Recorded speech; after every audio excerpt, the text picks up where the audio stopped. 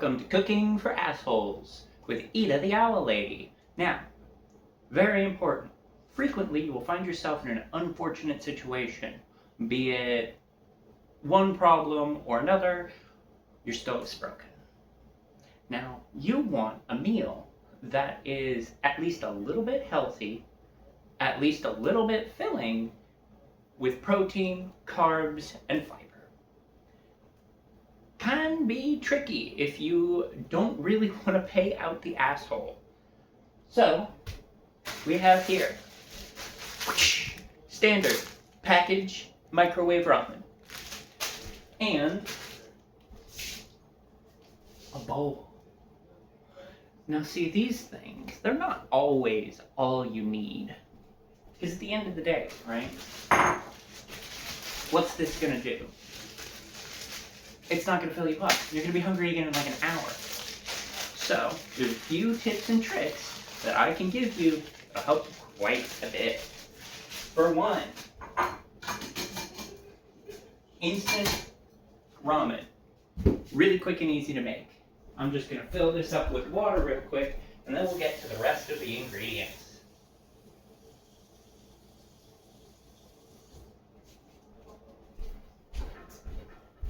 Radical ingredient 1. Let's see if I still have it or my roommates used all of it. That's me. We do have a little bit. Who used all the honey and didn't buy more? We have the bigger jar, that one. Yeah, but I don't want to use this one all the time. Okay. Anyway, you get yourself some honey. You don't have to use the expensive stuff like this. In fact, you probably shouldn't. But honey, adding a little bit of sugar, but specifically not just a normal like cane sugar, but specifically honey, enhances both the flavor and the fillingness. Now, you don't need a lot. I tend to recommend somewhere around a tablespoon. Less if you don't really like sugar that much. More if, like me, you really, really, really love sugar.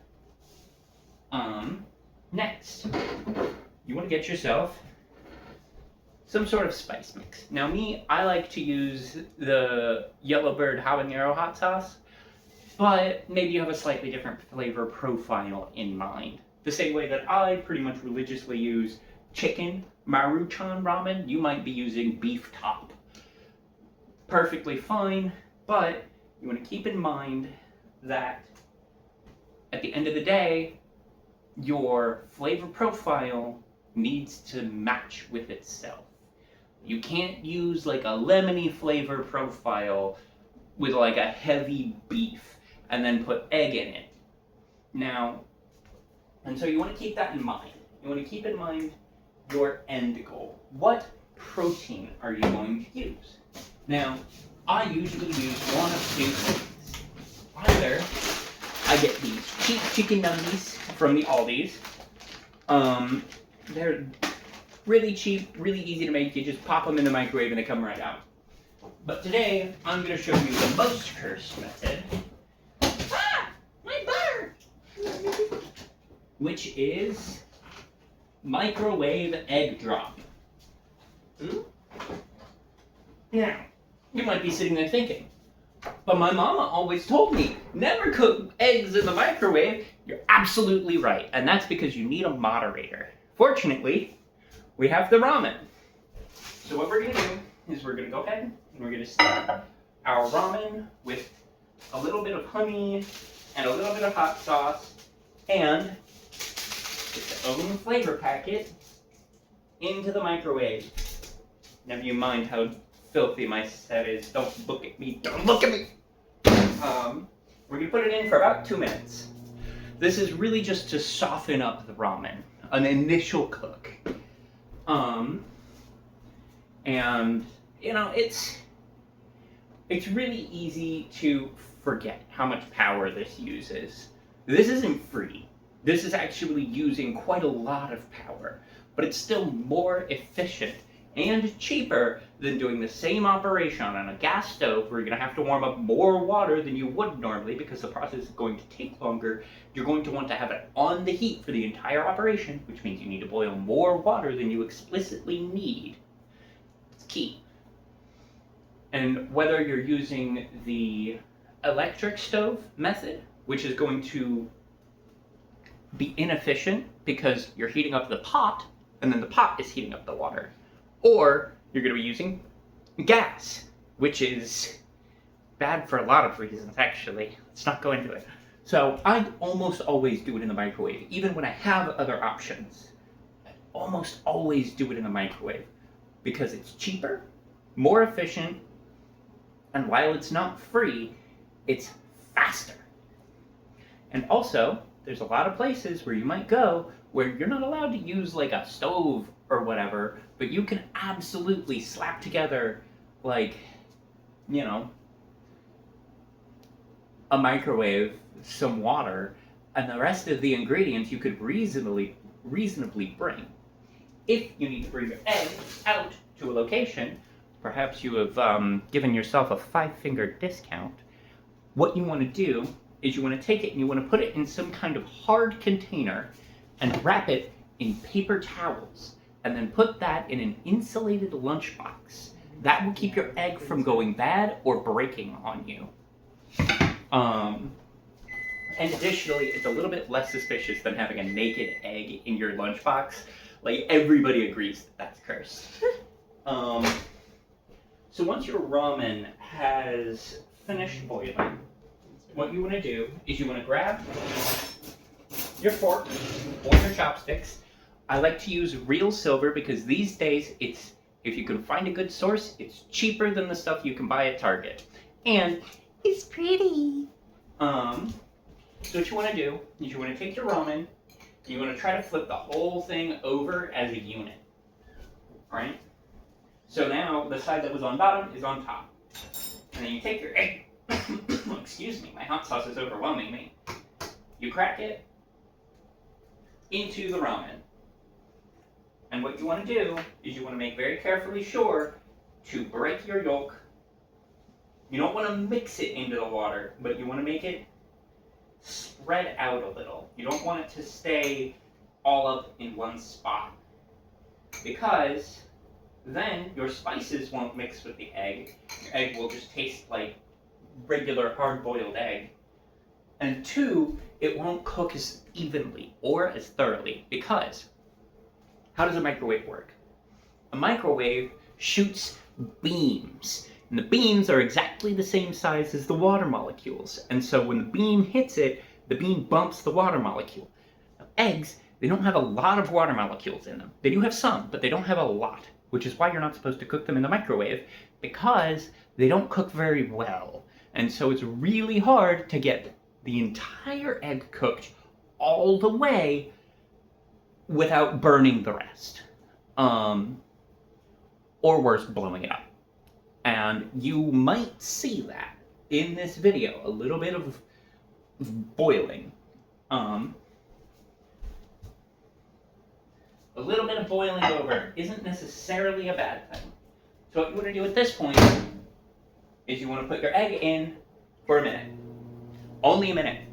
Don't overdo it. That is a great way to do a boil over. Now, a boil over means that you're cooking your egg very thoroughly, but it also means you leave a huge mess, which can get you banned from a space, or worse, you have to clean it up yourself. And let me tell you from first-hand experience, cleaning up this mess is painful and sucks. Now, I'm going to go, what you want to do at this point is you want to rinse your fork off. This has raw egg on it, and you're not going to cook your fork, okay? So you want to make sure that when you are, anytime you're putting your fork back in that water, if your egg is not fully cooked, clean your fork. A raw egg is a great way to get salmonella, so clean your fork.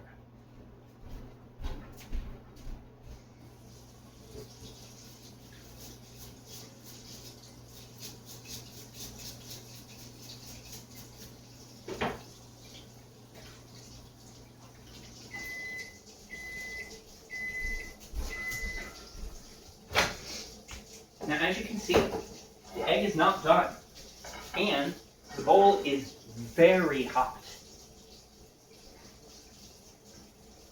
Right? So this is less than ideal. So what we want to do is we want to mix this up a little bit. Not too much, but it's important to remember that that water is still just about boiling.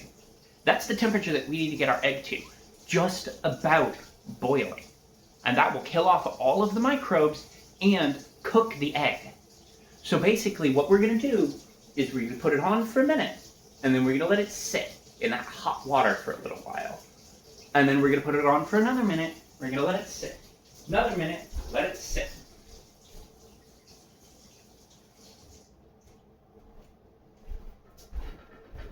And once again, I've washed my fork. And I'm going to take this moment to throw away the egg. I may ask, why not put it on half power? Why not put it on half power? That's a great question. Because it's doing the exact same thing, but you have less control over the operation. So you're not getting your egg as hot. You're getting less cooking done in the same time frame. So basically, the way that half power works in 99% of microwaves on the market is it'll have it at 0, then full power, then 0 power, then full power.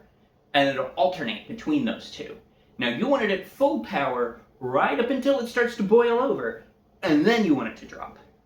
So what you want to do is, I know that I can go full power for a minute on this microwave without it boiling over, as long as it's at the right temperature. Now, when you're doing this the first few times, and on every new microwave, you want to keep a close eye on it, because it will boil over, eventually. Eventually, you're going to make that mistake.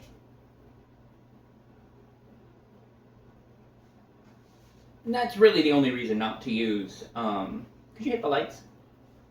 Off? Off. Thank you. Now we can see inside the microwave. This is the only reason not to use half power. I have tried that before. So see here? It's starting to lift. And you can kind of, I don't know how well you can see it on the camera. Let's get up close here.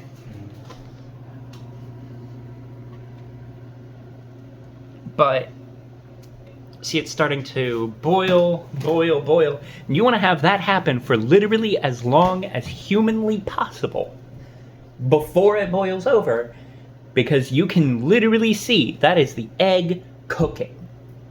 That is the moderator that I was talking about earlier. That is how the egg actually gets cooked. And see here, everywhere that boil was touching, the egg is partially cooked. So you just stir it a little bit to get all that egg that floated to the top dunked back under that water.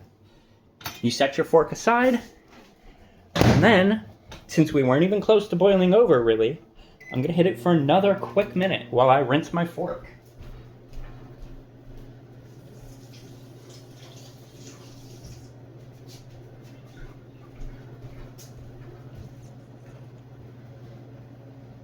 Now, I usually find that it takes about 3 minutes per egg. Which isn't that bad. For a 15-minute recipe, that's... Oh. That was the boil over moment. And see, I caught it right there. And usually when it starts boiling over like that, that means you've either got it too hot, too quick, or it's done. And it looks like this one's done. And that is cooking for assholes with Adel Clawthorne. Cook safely.